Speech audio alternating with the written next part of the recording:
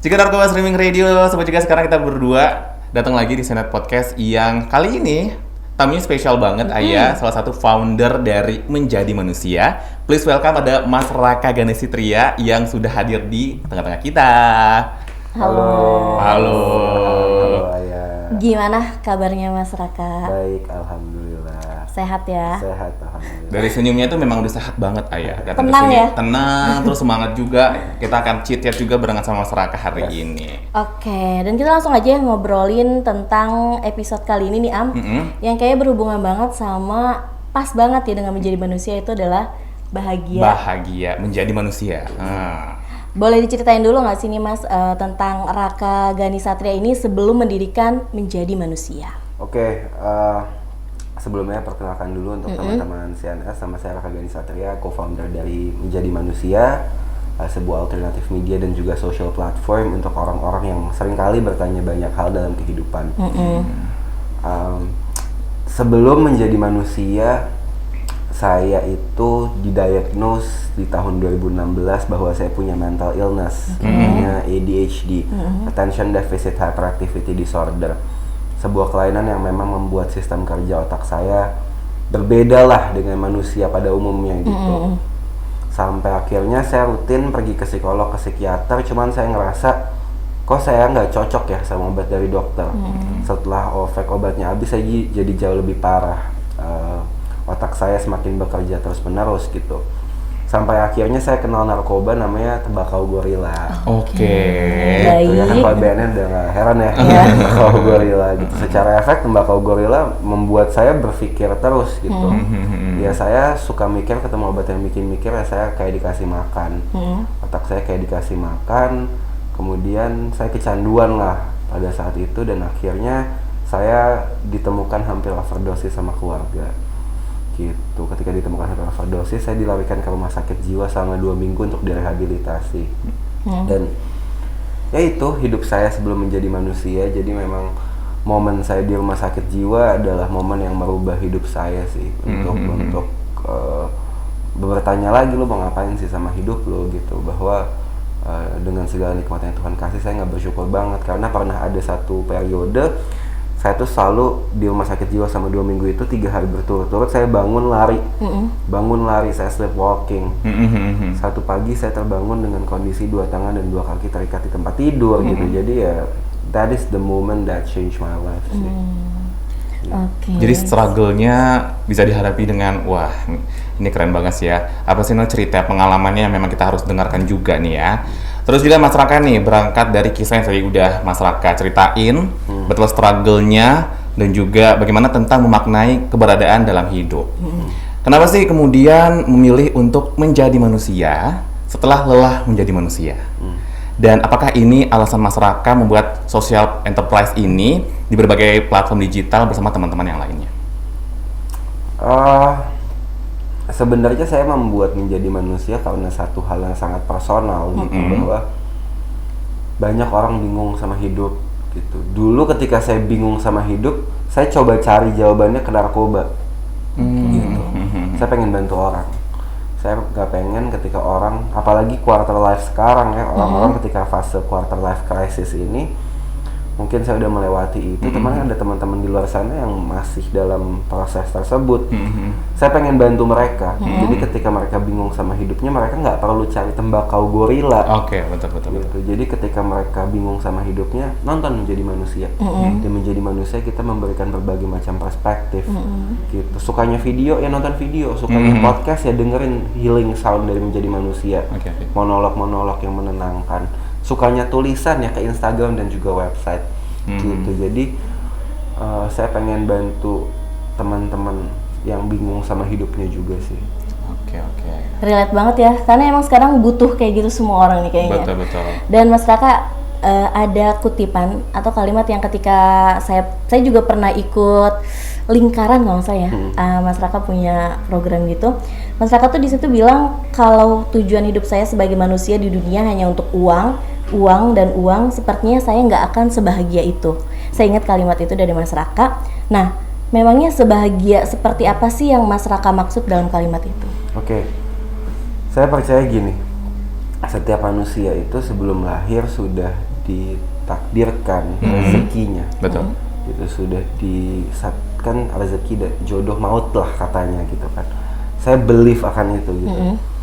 Kalau saya mencoba mencari ataupun menjadikan apa yang sudah seharusnya buat saya sebagai tolak ukur kebahagiaan, saya nggak akan bahagia. Gitu. Jadi bahagia buat saya sekarang adalah ketika saya bisa bermanfaat buat orang lain.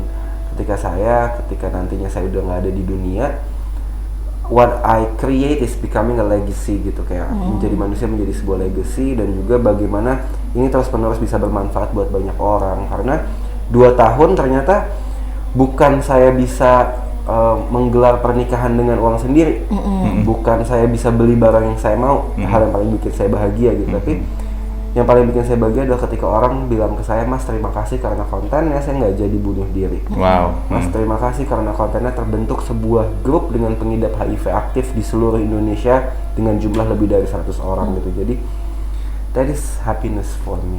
Ya, untuk manusia, Iya, menjadi untuk manusia untuk manusia. Keren banget sih, sampai merinding gitu. Oke, sebagai orang yang pernah punya masalah mental health ya, Mas Raka, bagaimana cara Mas Raka nih akhirnya bisa bangkit dari masalah yang sebenarnya struggle banget, Mas? Kalau saya, it always come back with the mindset, gitu, ke pola, bagaimana pola kita berpikir, kita mau melihatnya gimana gitu. Apakah, kalau ya saya pertama ya self awareness selalu penting ya. Sebelum kita bisa cintain diri kita kan self awareness dulu, kita kenalin dulu nih, aware sama diri kita ya. Saya aware saya punya penyakit mental. Kemudian ya self acceptance gitu. Saya mulai menerima, udah cukup aware dengan segala kekurangan diri, saya coba accept itu, saya coba menerima kekurangan dan juga kelebihan. Perlahan rasa cinta itu akan muncul. Cuman yang paling merubah pola pikir saya adalah mindset ya. Saya punya mindset namanya I become what I think about. Jadi sebelum ibu saya meninggal tuh dia bilang ke saya, ibu saya meninggal umur saya 6 tahun. Dia selalu bilang ke saya dari umur 4 tahun, "Raka, percayalah, I become what I think about. I become what I think about." Saya akan menjadi apa yang saya pikirkan. Ketika usia saya 6 tahun, beliau meninggal, dan itu kata-kata terakhir beliau sebelum beliau meninggal gitu. "Raka, percayalah, I become what I think about." Terus death gitu lewat. Dan sebagai anak 6 tahun itu yang terus tertanam lah di otak saya, karena itu kenangan terakhir saya sama ibu saya. 21 tahun hidup saya benar jadi apa yang saya pikirin. Saya masuk rumah sakit jiwa karena narkoba. Hidup saya berantakan, kuliah saya berantakan, karena saya mikir, Allah, lu tuh cuman beban buat keluarga, Allah, lu tuh cuman masalah buat keluarga ini. Ketika bangun menjadi manusia, saya ubah pola pikirnya.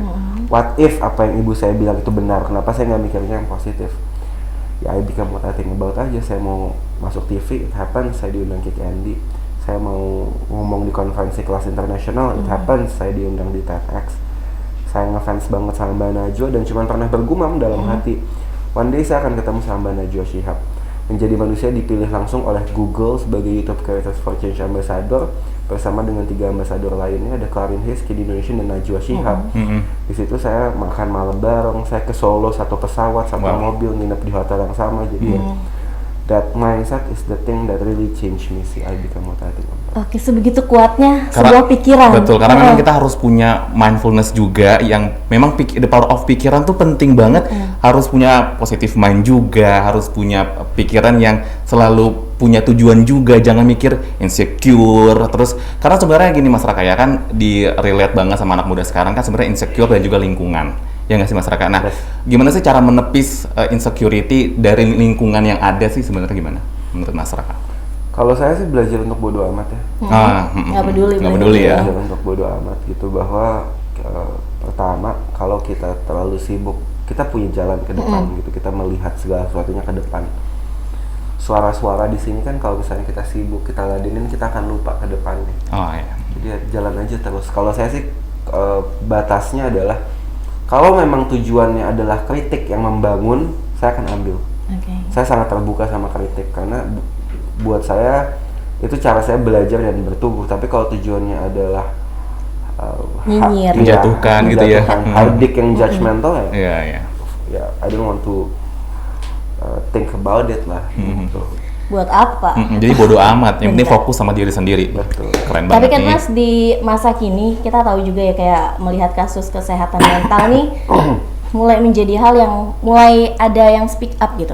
Kalau di mana-mana dulu kayak misalnya orang mau ke psikolog malu banget, kayak udah dijudge orang gila nih, atau orang sakit jiwa seperti itu. Tapi kan sekarang kayak udah mulai berani speak up juga. Nah, bagaimana juga nih seseorang yang memiliki ADHD ya, seperti Mas Raka bilang nih, tapi justru dapat menjadi pendengar yang baik di tengah banyaknya orang yang butuh didengarkan nih, Mas.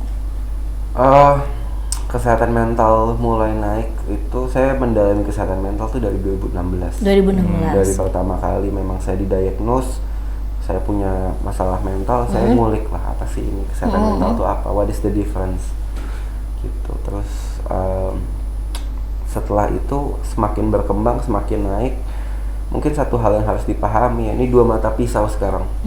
Pertama mungkin awareness-nya belum ada, yang belum se-aware itu, ada yang over glorified, terkhususnya anak-anak sekarang gitu. Kayak aduh gue overthinking banget, aduh gue depression nih, gue kayaknya OCD, gue kayak bipolar.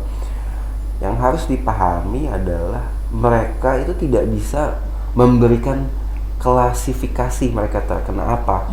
Gitu. Jadi memang kalau saya sih pesannya untuk teman-teman yang ketika berbicara isu kesehatan mental ini, kalau nggak baik-baik aja pergilah ke psikolog, pergilah ke psikiater. Pergi ke orang yang memang belajar secara teoritis, secara keilmuan gitu, bahwa untuk mendiagnosa seseorang. Jadi ya kalau buat saya tidak ya tadi gitu. Saya selalu pengen suggest it's okay not to be okay.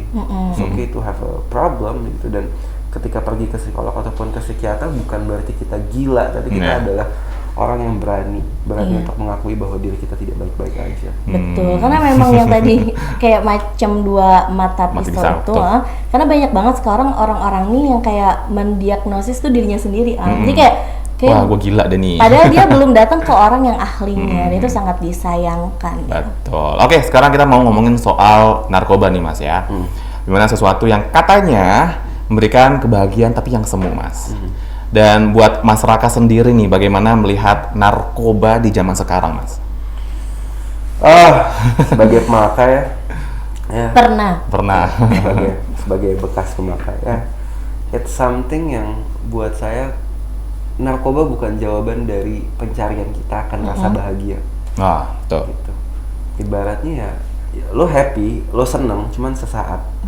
Gitu. Dan ketika kita mencari bahagia itu bukan keluar gitu. Bahagia itu cuma ke dalam diri. Betul. Carilah bahagia ke dalam diri kita gitu. Dan ya buat saya personal, narkoba tuh ya quick shortcut yang sebenarnya belum tentu menyelesaikan masalah, tapi justru nambah masalah baru ya. Gitu. Jadi itu sih pandanganku tentang narkoba dan bahagia. Dan iya memang at a glimpse, the excitement gitu ya, happy. Tapi setelah itu habis, dan itu justru menimbulkan sebuah permasalahan baru dan hanya menjadi kebahagiaan yang semu, hanya menjadi kebahagiaan yang akan hilang dalam waktu sepersekian detik. Efek obatnya habis, hilang. Make lagi, terus hidup kita di dunia ini mau buat apa? Gitu. Bukan jalan keluar. Bukan pelarian juga, merusak tubuh juga. Betul. Nah, terus kita mau ngomongin soal yang baru banget tahun ini diresmikan, di mana BNN ini punya tagline baru nih, Mas Raka, yaitu hidup 100%, yang punya 4 elemen, yaitu sadar, sehat, produktif, yang terakhir ini adalah bahagia yang paling penting. Menurut Mas Raka sendiri nih, memaknai dari tagline barunya BNN, hidup 100%, gimana nih, Mas? Tadi apa aja? Sadar, sehat, produktif, dan bahagia. Oke, 1000 atau 100? 100% bahagia. Persen ya? 100%. 1000. Hidup 100% ya. Kalau misalnya memaknai ini ya, it's a great thing gitu. Bahwa ya memang hidup ya harus 100%. Gitu, bahwa ketika kita sedang terdampak masalah, dihadapi 100%. Ketika kita lagi baik-baik aja, dihadapi 100%.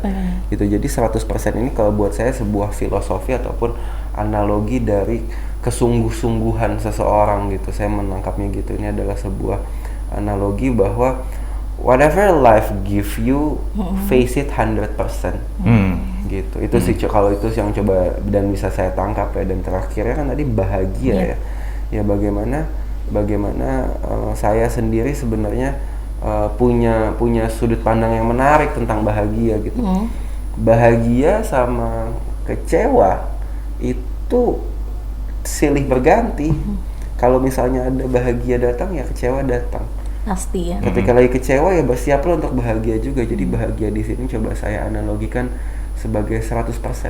Jadi ketika teman-teman di BNN ataupun BNN pengen coba menyampaikan, ya ketika lagi saatnya bahagia 100% lah bahagia. Tanpa memikirkan hal-hal yang lain. Dan 100% bahagia tanpa substance, tanpa obat-obatan. Betul.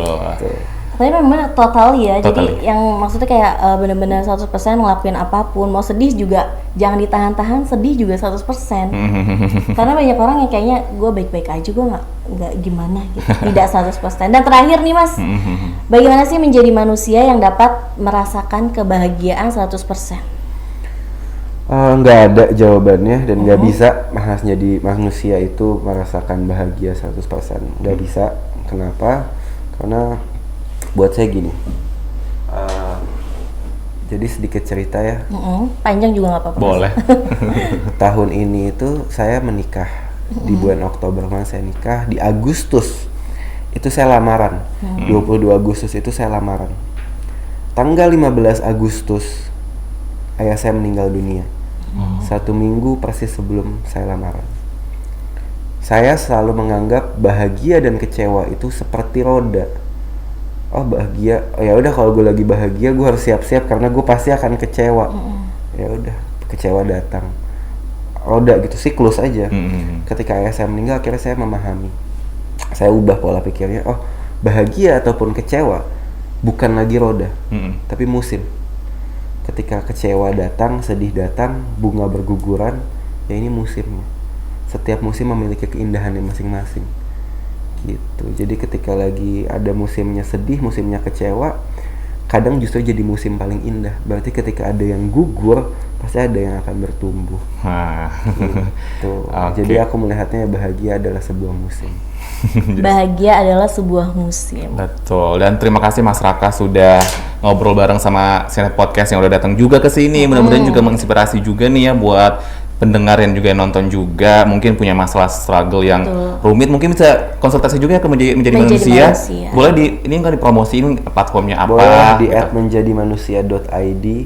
Kemudian di YouTube Menjadi Manusia, Spotify juga Menjadi Manusia. Menjadi manusia. Dan by the way kita mau ngucapin juga happy wedding buat yang kemarin habis nikah sama Mbak Dea Rizkita. Sehat-sehat selalu. Amin. Kita pamit ya. Terima kasih Sobat Jaga udah dengerin kita bertiga hari ini. Jangan lupa untuk dengerin terus Sinet Podcast. Kita pamit and see you, bye-bye.